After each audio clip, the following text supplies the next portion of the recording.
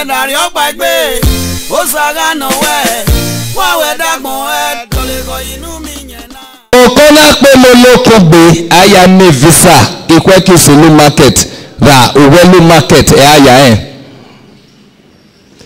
oyo do pa ware go sa grammar school rani wa gori aleke no live de ogen ba son ibele ki pe a e mo yara ai be gbe bai o ra ge awo pe alo le la ai be gbe ai me handset ẹ̀dọ́pánà wàárọ̀ èdè dọ́pánà wàá lóyún dẹ́nadè bẹ́ẹ̀ ni èdè wàá lóyún dẹ́nadè ni ìwánibẹ̀ kíkpé anínà wà zọ̀rí o ọ̀pánà wà tó give ẹ̀ náà bẹ̀ dédé dè kàn so àyíwáyé dédé náà lòdẹ̀ ẹ̀ náà pánà kò yọ ayé wa kò yọ náà yẹn wà rí èdèdè rè aná wà gbèdédé gbèkéré wàwàwàwàwà ẹ̀ wà gbèdédé kéré wàwà nẹ́ni wà ẹ̀ ọ̀pánà ètò give ẹ̀ wàgì máa lẹ̀ ẹ̀ máa gbèdédé kéré wàwà náà ó lápá àdúrà màmá tí màá yé ra yọ ìwà ni ó give ẹ̀ náà lẹ̀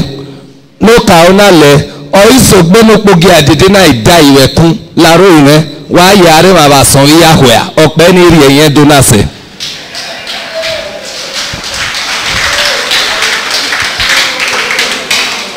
ọ̀sẹ̀ wọ́n pàwárọ̀ ẹ̀dí àwa gbé ọ̀dà tíọ̀tíọ̀ ẹ̀lọ́rọ̀ ẹ̀wẹ̀bù bọ̀dá òmàmúwẹ̀yẹ̀wẹ̀bù òmàmúwẹ̀yẹ̀wẹ̀bù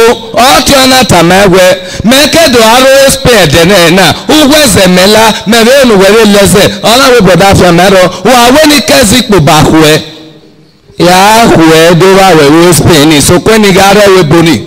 ọ̀làwọ̀ mà àfẹ̀mẹ́rọ ọ̀tíọ̀nà ìtàmẹ́wẹ̀ ụga sezeko eze babish udeyeze wa ahwedo wa yen wo Spain ona we boda afia mero o se yele igwagele sezeko eze babish ona wa deyeze ona so ahwe ogize hwe ogi tumo welcome to Ghana ona wo da agbori ewe boniti eso na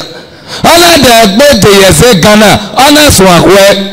ọ̀gízẹ̀ kwẹ́kwẹ́kwẹ́kwẹ́kwẹ́ ọ̀gí tó mú welcome to Mali ọ̀nà wo hìí àyẹ̀yẹ ọ̀nà dẹ̀gbẹ́dẹ̀ yẹ̀sẹ̀ Mali ọ̀nà sùn àkwẹ́ ọ̀gízẹ̀ kwẹ́kwẹ́kwẹ́kwẹ́kwẹ́ ẹ̀gẹ̀ náà yà tó mú welcome to Maroc ọ̀nà ọ̀sẹ̀ Morocco nẹ̀ sí Morocco sí Spain ẹ̀kọ́ ẹ̀ta máa wọ̀ ọ̀dẹ̀ yẹ̀sẹ̀ Morocco ọ̀kwẹ́ yà ládìáwó Spain ọ̀nà dẹ̀ yẹ̀sẹ̀ Morocco ọ̀nà sùn àkwẹ́ ọ̀gízẹ̀ kwẹ́kwẹ́kwẹ́kwẹ́kwẹ́kwẹ́ ẹ̀rọ náà yàtọ̀ mú welcome to Utekon community. Iyoko wera ní èso tó so ọ̀gí náà yà ládìá ọ̀rọ̀ amúgbọ́kàrìlá.